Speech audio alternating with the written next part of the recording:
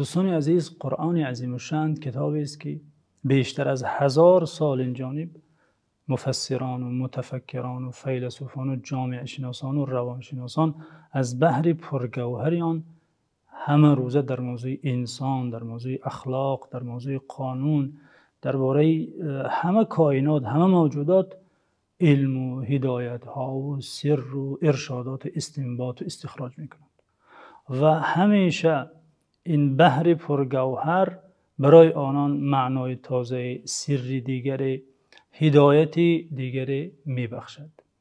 کتاب است که در شأن آن پیامبر صلی الله علیه و سلم، این فرستاده گرامی قدری که این کتاب به ایشان نازل شد، در وصف آن گفتند، آنگونه که امام ترمذی حدیث را روایت کردند: لا یشبع منه العلماء ولا یخلق عن کثرة الرد ولا تنقضی عجائبه.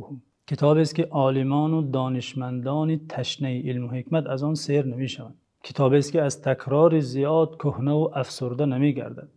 کتاب است که عجابت های آن پایان ندارد.